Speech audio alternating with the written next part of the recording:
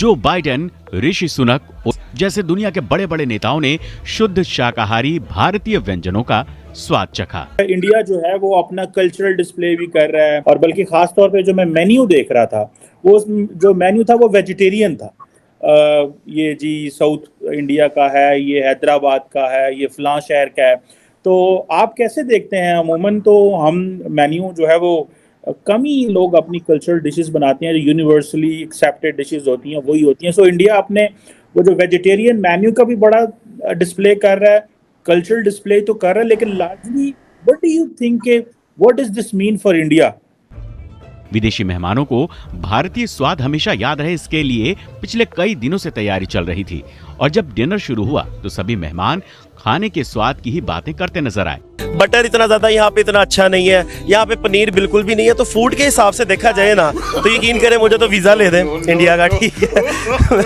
मैं जाऊँ वहाँ पे जाके मैं फुटबॉल बन जाऊँगा। अभी तो मेरी कुछ सेहत नहीं है। मुझे बहुत पसंद है इंडियन फूड, ठीक है। वहाँ के जो बर्गर्स हैं, वहाँ के जो पिज़्ज़ाज हैं, ठीक है। उसके अलावा जो देसी फूड्स है ना भाई, उनका ओवरऑल वो जब बटर की बारिश करते हैं ना ऊपर, मैं पागल हो जाता। तो ये इन यूरोप ने और यूरोपियन और वेस्टर्न सिविलाइजेशन, अब गेम इनके हाथ में नहीं है। फिर उसमें अगर देखा जाए तो मोदी जी की स्टेटमेंट ठीक है, the sun is rising from the east.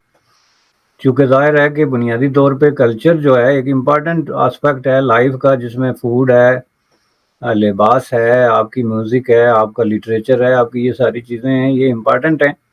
और इसी की वजह से असल में किसी मुल्क का एक इमेज जो है ना वो डेवलप होता है। आप इस चीज को मानते हैं कि इंडिया फूड में भी हमसे आगे निकल गया? बिल्कुल मानते हैं, नहीं है, इसमें कोई शक नहीं है। अच्छा, क्या वजह है? उनके खानों में ऐसी क्या बात है जो पाकिस्तानी खानों में नहीं है? अब ये तो खा के ही पता लग सकता है इतने तो। जय हिंद, नमस्कार दोस्तों। G20 बैठक के दौरान आज दूसरा दिन हो गया और भारतीय कल्चर में यानी कि शुद्ध शाकाहारी भोजन डिनर के रूप में उन सभी मेहमानों को दिया गया।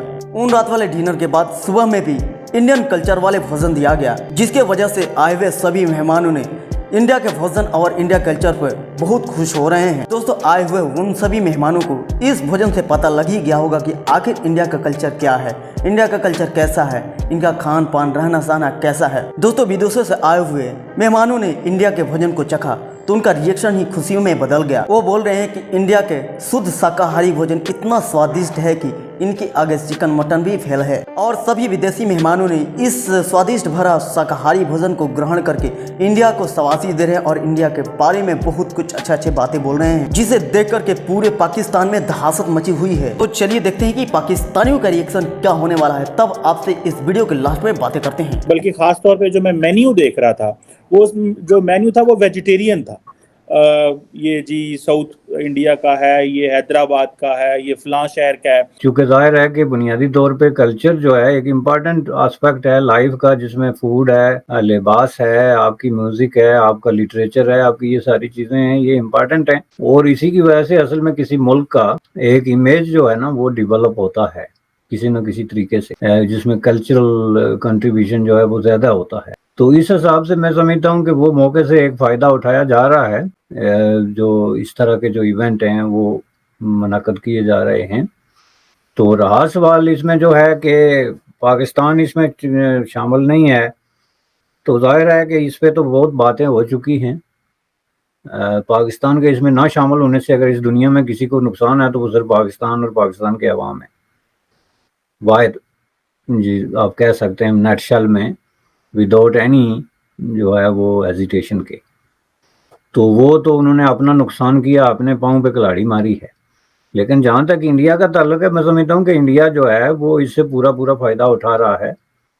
और अभी तो ये एक तरह का रास्ता खुल रहा है, यूँ समझ लें कि ये देखा जाए तो ये जो इसका कल्चरल पहलू ये दिखा रहे हैं, ये गुज़श्ता कई सालों से क्या बल्कि शुरू से इंडिया की पॉलिसी रही है कि अपना जो भी कल्चर है उसको किसी न किसी तरीके से हाईलाइट किया जाए हर इंटरनेशनल फोरम पे, जिसमें आपने शुरू से देखा होगा राइट फ्रॉम 1947 कि इंडियन लीडरशिप जो है वो बाकायदा एक चीज़ पे इत्फाक उन्होंने किया हुआ है। मसलन हमने इंटरनेशनल किसी दौरे पे जाना है, डेलीगेशन से मिलना है या किसी को रिसीव करना है, तो हमने लिबास कौन सा पहनना है, उनसे जो है वो किस ज़बान में बात करनी है, उनके साथ जो इंटरटेनमेंट वगैरह है उसका क्या तरीका होगा, और उसके लिए जो इंडियन म्यूज़िक है या डांस है, जो दीगर कल्चरल एस्पेक्ट है, उनको कैसे पेश किया जाएगा। तो इस हिसाब से उनका मैं समझता हूँ कि एक शुरू दिन से एक कंसिस्टेंट पॉलिसी है, कल्चरल पॉलिसी जिसको आप कह सकते हैं, जो कि अब बड़ी हद तक एक मैच्योर शक्ल इख्तियार कर गई है। इसके बजाय आप ये देखें कि पाकिस्तान में कल्चरल पॉलिसी का जो एक तरह का फुकदान, यानी पॉलिसी बिल्कुल एब्सेंस ऑफ पॉलिसी का नतीजा है कि आज तक पाकिस्तान के जो लीडरशिप है इस बात पे मुतफिक नहीं हो सकी कि हमारा लिबास क्या है। आप देखेंगे कि एक प्राइम मिनिस्टर जो है वो शेरवानी पहन के चला जाएगा यूनाइटेड नेशन में खिताब करने के लिए, दूसरे ने बास्केट डाली होगी, तीसरा वो चेयरमैन माओ की तरह का वो पीला सा वो जो है सूट पहन के वो जो होता है रेलवे वर्कर्स का चला जाएगा, कोई कुछ करता है। यानी जिसका मतलब ये है कि कोई कंसिस्टेंसी को पॉलिसी है ही नहीं और इस पे इत्फाक ही नहीं है कि हमारा कौमी लिबास क्या है। और उसकी वजह यह है कि बुनियादी तौर पे जाहिर है इन चीज़ों को पाकिस्तान में एक मसनूई तरीके से डालने की कोशिश की गई, और जो चीज़ें अब मसनूई तरीके से किसी मुल्क पे मसलत करेंगे वो फिर लंबे अरसे तक चलती नहीं, चूँकि अवाम उसको खुद ब खुद डिसाउंड कर देते हैं। अब पता नहीं ये कायद-ए-आज़म मोहम्मद अली जिन्ना साहब को आखिरी उम्र में ये मशवरा किसने दिया कि लखनऊ जो है कि जो तहजीब व तमद्दन है वो पाकिस्तान का तहजीब व तमद्दन होगा। वो जो लंबी शेरवानी और वो जना कैप जो मशहूर उन्होंने पहनी, जाहिर है कि पाकिस्तान दुनिया भर में लोग जो लिबास पहनते हैं वो पहनते हैं जो उनके अवाम के लिबास से मिलता जुलता हो, और ये बुनियादी तौर पे खुसूसन डेमोक्रेसीज़ में बहुत इम्पॉर्टेंट समझा जाता है कि आप ऐसा लिबास पहने जो आपके अवाम की उनकी रवायात को रिफ्लेक्ट करता हो। तो जाहिर है यूपी या लखनऊ की जो शेरवानी है, जो वहाँ के नवाब या जागीरदार या राजवाड़े जो है वो पहन के तो मशायरों में बैठते थे, उसको अगर आप एक तरीके से एक सरकारी लिबास, तो पूरे मुल्क में एक आदमी वो पहनता हुआ नजर आता है। यानी आप अंदाजा लगाएं, यूम पाकिस्तान जो बनाया आपने पहला, और जो बड़ा जुलूस निकला और जो सारा, उसमें वाहिद आदमी जिसने वो लिबास पहना हुआ था खुद कायद-ए-आज़म मोहम्मद अली जिन्ना था। तो इसका फिर मतलब क्या हुआ कि आप ये कहना चाहते हैं कि आप अवाम का लिबास या उनसे मिलता जुलता कल्चर डेवलप करना चाहते हैं या उसके बरक्स करना चाहते हैं कि यानी ऐसा जो लिबास, पहली बात है एक शेरवानी सिलवाना एक आम आदमी के लिए पाकिस्तान में एक बहुत बड़ा महंगा और जान जोखों का काम है।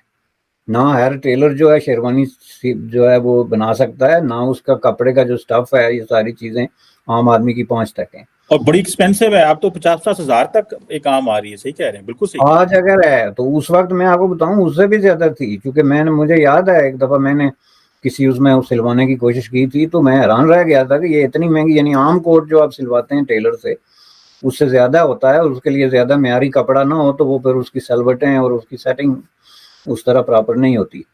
तो इस तरीके से अगर आप देखें तो इंडिया में एक चीज़ है, मैंने देखा कि ये बड़ी उनके कल्चर पे जोर रहा है, और उससे लीडरशिप से लेके तो आम आदमी तक जो है उसमें एक तरह की आमांगी जो है वो पाई जाती है।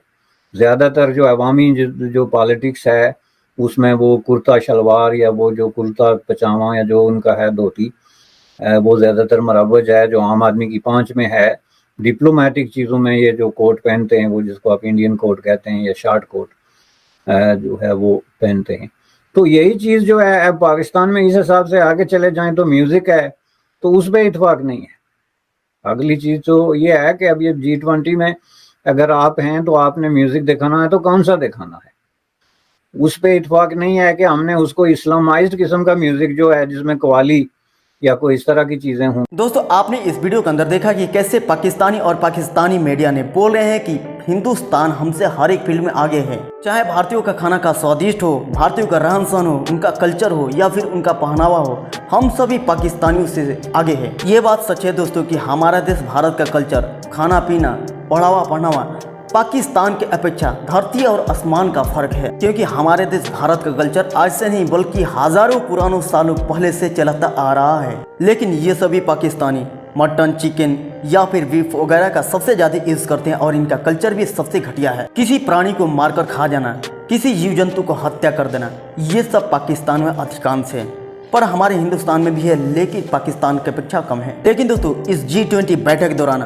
आए हुए सभी लीडर्स को खाना खिला करके भारत ने साबित कर दिया कि हमारा देश भारत का कल्चर कैसा है। दोस्तों हमारे देश भारत के पास ऐसा कल्चर, ऐसा भोजन है जिसे ग्रहण करके सारी दुनिया उनके तरफ अट्रैक्ट हो सकता है, क्योंकि इस G20 बैठक के दौरान ही पता लग गया कि हमारा कल्चर और हमारा पहनावा ओढ़ावा सबसे अलग है, सबसे अच्छा है और ऐसा रहेगा भी, क्योंकि ये बहुत पुराने सालों से चलते आ रहा है। आज के लिए दोस्तों बस इतना ही। यदि वीडियो अच्छा लगा तो वीडियो को लाइक कीजिए और चैनल पर पहली बार है तो चैनल को सब्सक्राइब कीजिए। तब तक मिलते हैं कोई अगले वीडियो में। जय हिंद, जय भारत।